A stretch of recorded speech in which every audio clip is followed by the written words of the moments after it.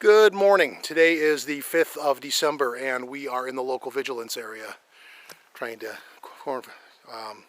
center our camera. We're out today unexpectedly, but we're out and we are going to have a look about an area that we haven't been in probably in several months at the very least. Look for information, look for evidence, you know the drill. We are going to have some care because there are probably 2 hunters out here. We're in that part of the year when you're in the tail end of trying to find your 6-point trophy buck, and so there's 2 guys out here trying to do that too. So we'll have to have some hunter consciousness along with that. It's part of what it is. But I have my orange on and all that. So we'll get going. We'll see what we find and see where we end up at the end of the day. Thanks. Good morning. Today we are in. I kind of call I call this a thinking place. If you follow one of the logging trails in local vigilance, you come out to this area where the main logging trail from 2 years ago kind of peters out into, I think if I were right, the state borders actually right over the hill, which is why it kind of peters out here. You can't really go take, because a lot of the land on the other side of the state line isn't public land. It's private land, so you can't really legally go chopping down other people's timber without getting into court and all that kind of litigation and that sort of fun. So it's kind of a neat place where this kind of like, you're out in the middle of the forest at this point, and they kind of gave you a path on the way in. I still have mixed feeling about the logging they did in here, but I also don't really have a controlling interest, but it's a place we're gonna kind of see what's on my mind.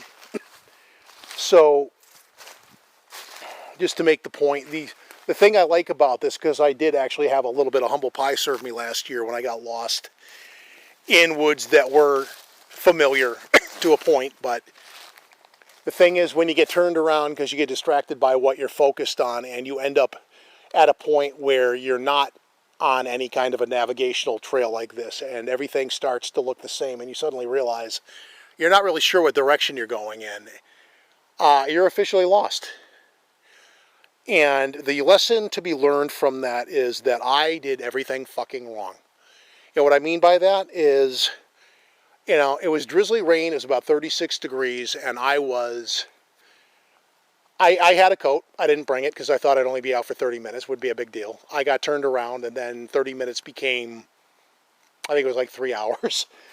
And the thing about drizzly rain at that temperature is it seeps in, and by the time you realize that you're soaking wet, and you slowly start slipping towards hypothermia, and having had that before, you don't want it. It's a very dangerously easy thing to underestimate as far as how dangerous it is. And when you start shivering and you are unable to stop, that's basically your body taking blood away from your extremities to keep your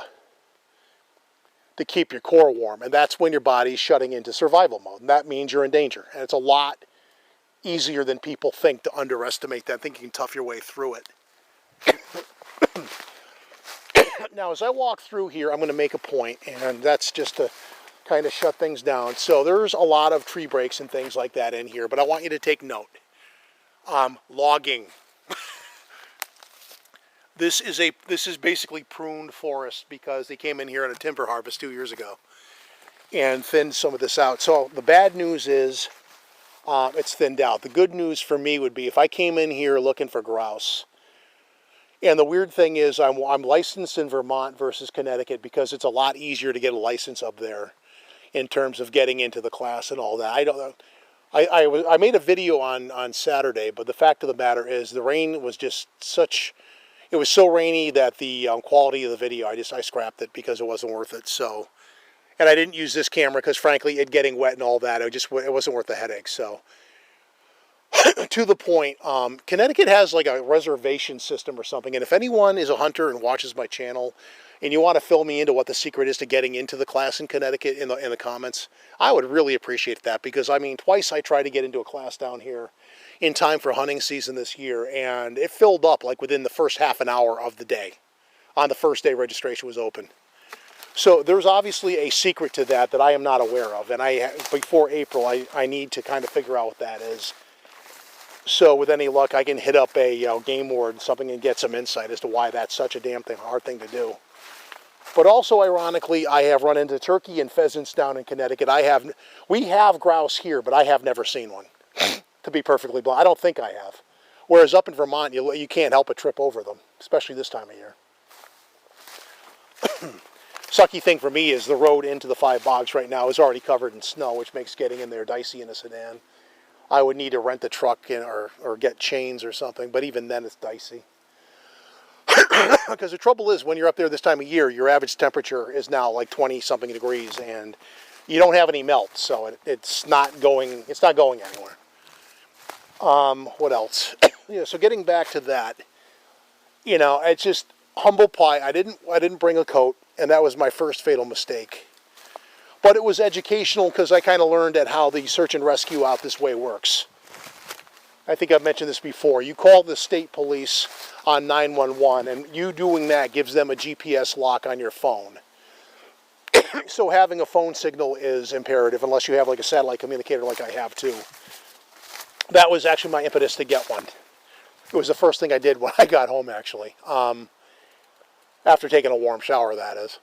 But they have a signal then, and I learned from that direct experience, you don't need a cell signal for that GPS signal to be on you. So they're tracking you, even though, because I had my signal drop off in the course of trying to make my way back to the car once I had realized where I was.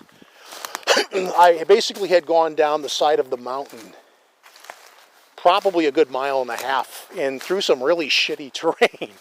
Through some really, really shitty terrain. And popped out on a trail, and I didn't actually realize what the trail was until I suddenly just got a really strong gut feeling that I was going the wrong way. So I turned and went the other way, and like you can always kind of get... And I had to turn off... The second thing is I had to turn off that second guessing of myself because, like I said, go with your gut, because my gut was telling me I was going in the right direction, even though I started to second guess it. And come to find out, I was actually heading towards Massachusetts originally, which is not the way home. And I probably at some point would have popped out on some road way out in the middle of nowhere away from my car, but that doesn't help me get out of the cold, freezing rain. But I finally popped out near a lean-to and suddenly connected the dots to where I was. And the only thing I could say at that moment was, frankly, holy shit, you ended up all the way down here? Damn, you covered ground. I was actually impressed in a really messed up way. So I started making my way back, and I started my way back the way that I knew, because then it was a longer way than probably was available. But the point to be made is I knew where to connect the dots, and I knew how long it was going to get me to get back to my car now. In a moment like that, you've already had enough fun. Stick with what you know. Every now and then I'm going to do a pan of the area. We're in thick forest, but it's all logged out, so it's kind of a interesting area in the way that it's been handled over time. The community's been kind of lazy lately because there's really not anything really to report that isn't. Well, actually, I take that back. There is. Every now and then, I lurk in a group where I'm not really on great terms with the guy that runs the group, so he'd probably rather not be there, but what he doesn't know doesn't hurt him, kind of thing.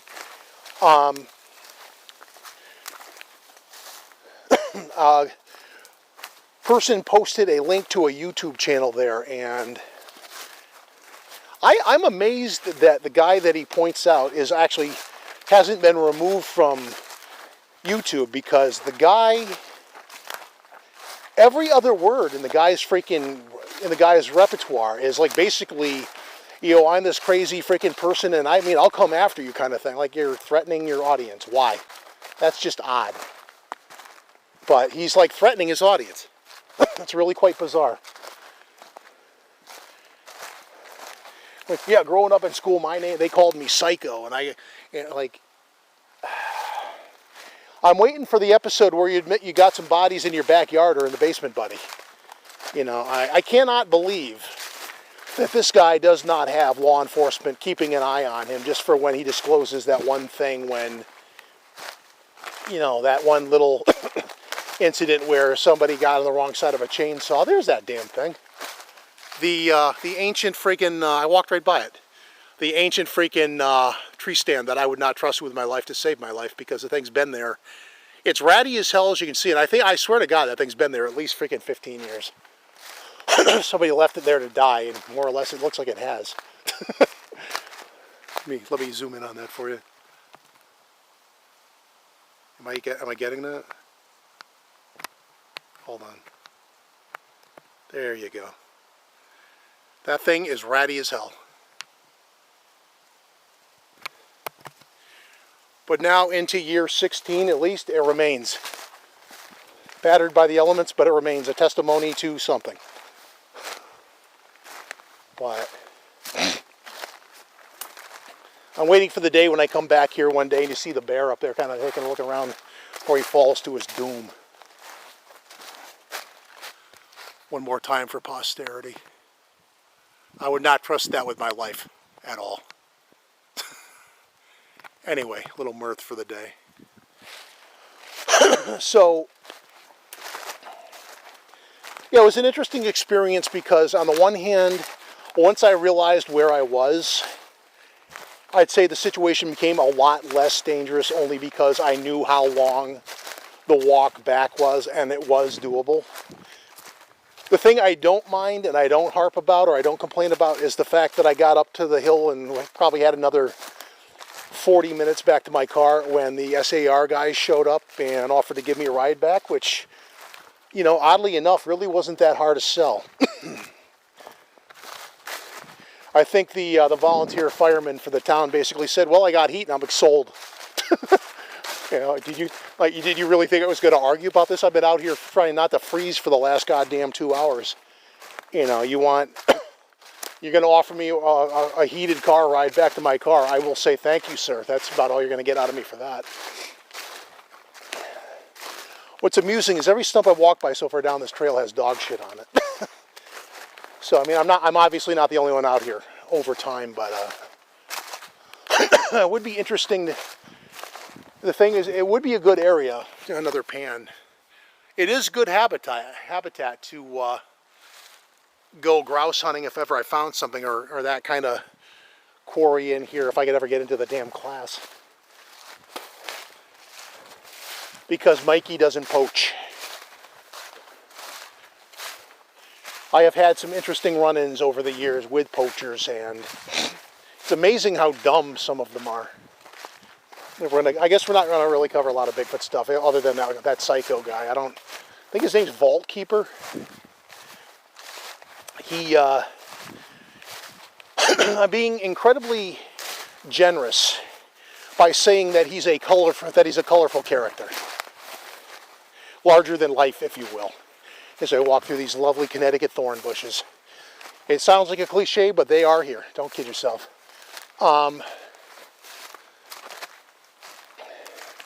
It's looking like this video is going to turn into a rambling walk through the woods, but at least we're not in driving rain like we were on Saturday. But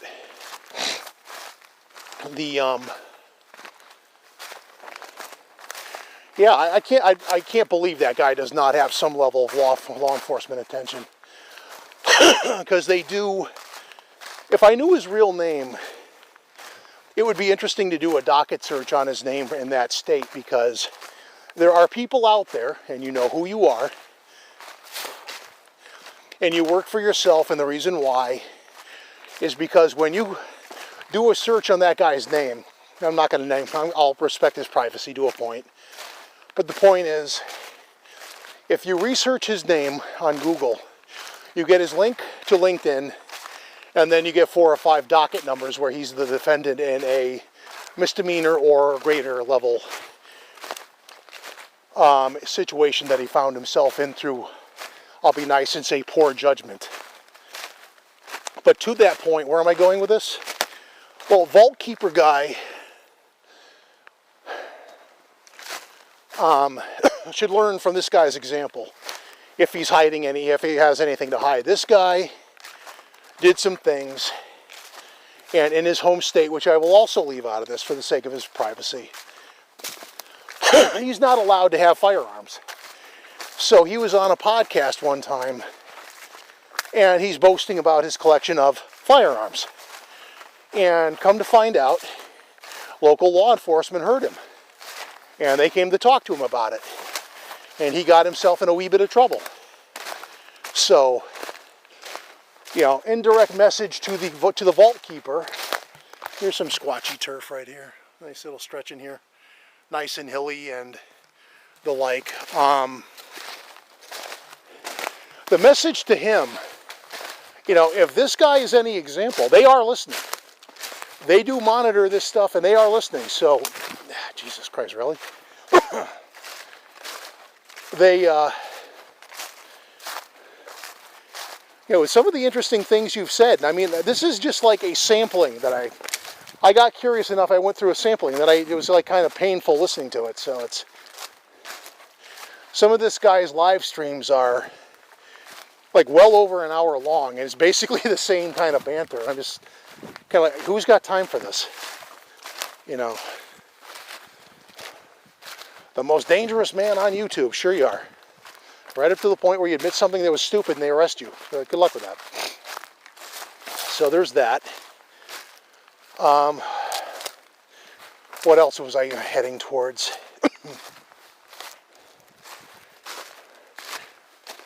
Give me a second, it'll come back to me.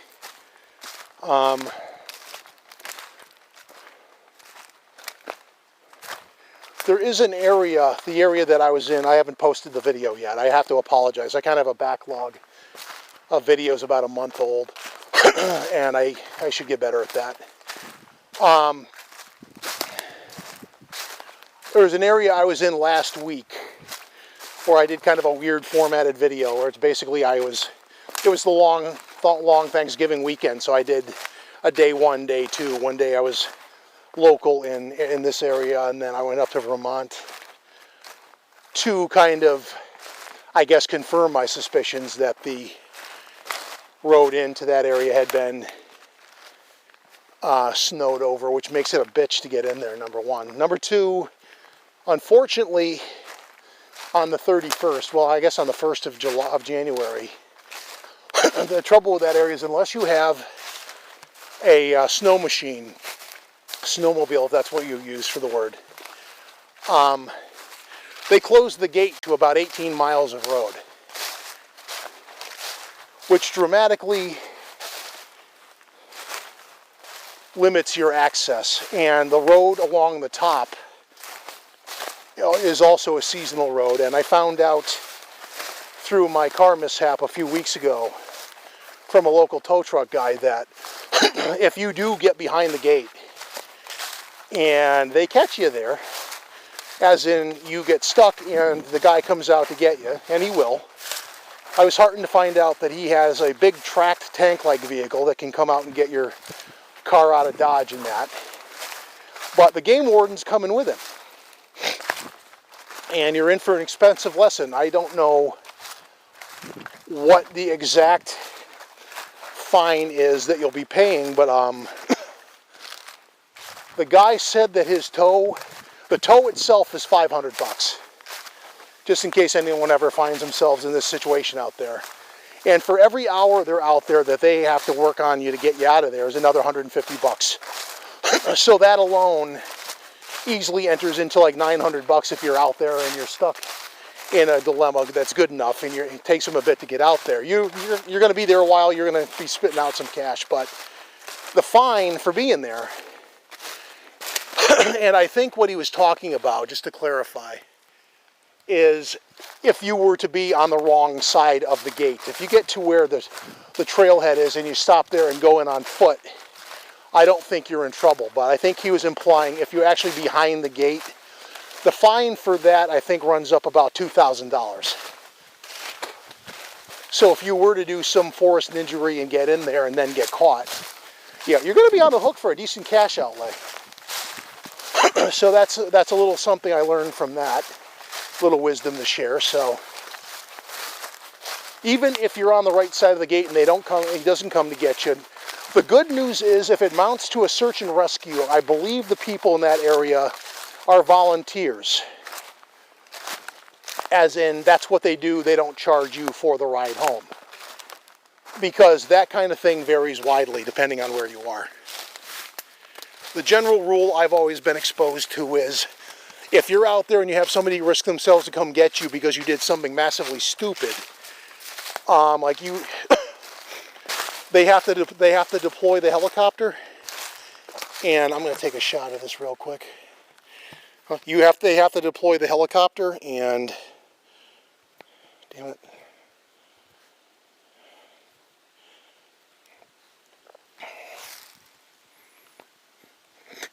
You get to see my half-ass photography here.